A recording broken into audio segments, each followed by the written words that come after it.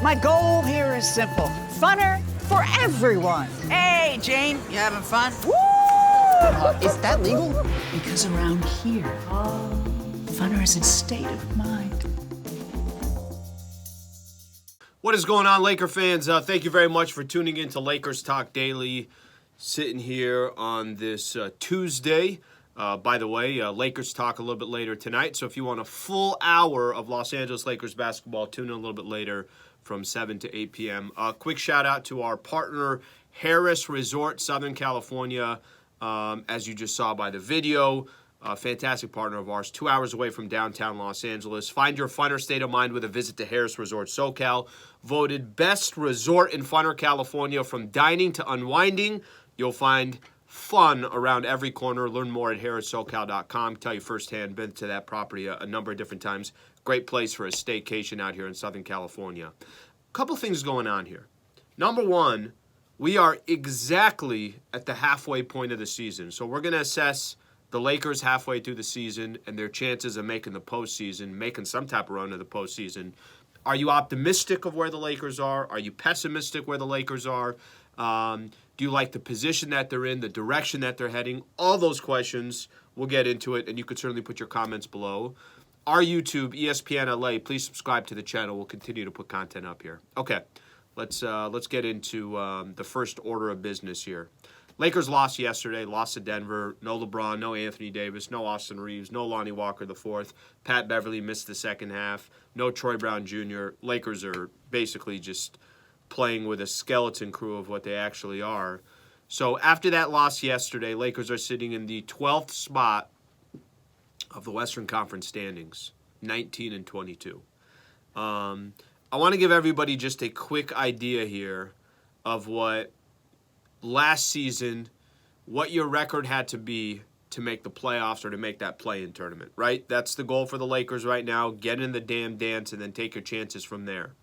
Last year in the Western Conference, the San Antonio Spurs were 14 games below 500 and made the play-in tournament. They made the play-in tournament 34-48. Do not expect that to happen this year, but that's crazy. I mean, the Clippers were 9th, and they were 2 games over 500 at 42-40, but the Spurs were 34-48. In the Eastern Conference, the Charlotte Hornets were 43-39, 4 games over 500, and they hit that 10th spot. So drastic difference between the East and the West. And the only reason why I'm throwing that out there is kind of gives you a little bit of a gauge, even though it's so far from one bar to the other. It makes it a little bit more difficult. But bottom line is the Lakers, you can't have another 19-22 second half, 41 games in, 3 games below 500, and expect to make that play-in tournament. At least I don't think so with the way the Western Conference is shaping up right now. You're going to have a lot of teams that are in the mix. I personally am very optimistic about where the Lakers are trending. All right? I don't like that the record is 19-22. I hate that the fact that the Lakers started 2-10. I hate some of the injuries around the Lakers right now. But I certainly have some optimism right now of where I feel like this team is heading. I know you don't want to depend as much as you have on LeBron James at age 38, but LeBron's been amazing. I think these role players are really starting to define what their roles are on the Lakers. And I think the Darvin Ham piece of this whole thing, he's got everybody, it seems like, pulling the rope in the same direction. I'm optimistic what the second half of the season could potentially look like. Now, there's some big ifs. If Anthony Davis is in and out of the lineup or he's not healthy, changes everything. It's just so simple. I know they're 8-6 now without Anthony Davis, which is remarkable. That's amazing. But I hear so many people talk about, what are the Lakers going to do before the trade deadline? What is this? What's that?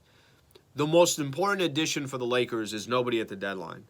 It's AD being on the floor. So the injury portion of things is what could derail any momentum that the Lakers have, any optimism that I have or a Laker fan has out there. But the reality is right now, that's the position that they're in. I do think they're trending in the right direction, but they obviously have to have health in that second half of the season, or there really isn't going to be that much to talk about. Let me give you guys a quick little update, too. Dave McMenamin yesterday, Anthony Davis ramping up rehab, eyeing a return.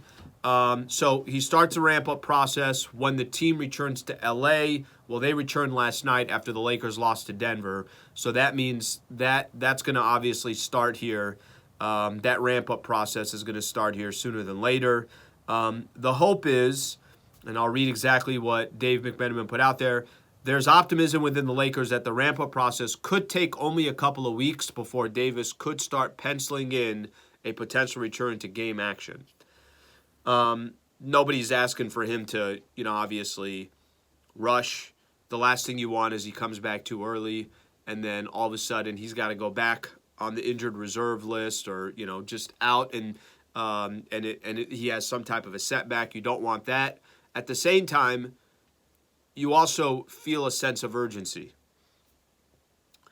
They got to be whole if they got a shot here in the second half of the season. And I really, really I mentioned this, kind of where the Lakers are trending, but I kind of look at the bigger picture here. You start looking at other teams in the Western Conference and you say, okay, how can the Lakers match up if AD's healthy, if Bron's healthy, and they got some of these role players? There aren't too many teams in the Western Conference that you're kind of sitting back and you're saying to yourself, Lakers got no shot against that team. I don't think there are. I really don't. Lakers, Denver has the best record in the Western Conference. Lakers are 2-2 against Denver this year. Boston is one of the best teams in the NBA. That was a showdown that went all the way into overtime, and Lakers had a chance to win in regulation, but the game was close. Philly, the game was close. Milwaukee, you won on the road. They've had some wins this year that you could say, okay, you know what, they could hang with good teams. And I'm not telling you that they're going to go beat Boston in a 7-game set, or they're going to go beat Milwaukee in a 7-game set, or even any of these teams in the Western Conference. My point is that the gap between them and some of the elite teams in the NBA, it's not like KD with the Golden State Warriors. It's not, LeBron, Dwayne Wade, and it's not Kobe and Shaq. There isn't this huge gap. And I think if you look in the Western Conference, that's got to give you a little bit of optimism. Okay, quick shout out here. The Riverside County Sheriff Department is hiring for 911 dispatchers, deputy sheriff, correctional deputies, and other support services. Apply online today at joinrsd.org. Again, that's joinrsd.org. Now a quick shout out from Riverside County Sheriff Department. I'm Riverside County Sheriff Chad Bianco. Are you satisfied with a job, or are you looking for an exciting career?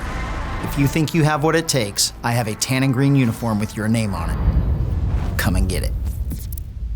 One last thing, looking forward here. Right out the gate, Lakers are going to start having a difficult schedule again. They got 5 straight games here at Crypto.com, which is nice. I think the Lakers 10-8 at home, certainly over 500. Here are the 5 opponents that they got. Dallas, Philadelphia. So right out the gate, you got Luka, you got Joel Embiid, you got a young Houston team. Sacramento, who, we got a chance to watch a couple days ago in Sacramento. They're a team that could put up 140 any night. And then the Memphis Grizzlies, the other team tied with the Denver Nuggets for the best record in the Western Conference. So right out the gate here, you got some tough matchups. And based upon what Dave McMenamin was saying about Anthony Davis, probably not going to see him in any of those 5 games. We'll see what happens after that. Laker fans, thank you for being a part of the show. Again, Lakers Talk tonight, 7 p.m. to 8 p.m. We'll spend a little bit more time kind of expanding on where the Lakers sit today through 41 games. Thank you for tuning in. Subscribe to the channel. We'll get back with you guys tomorrow.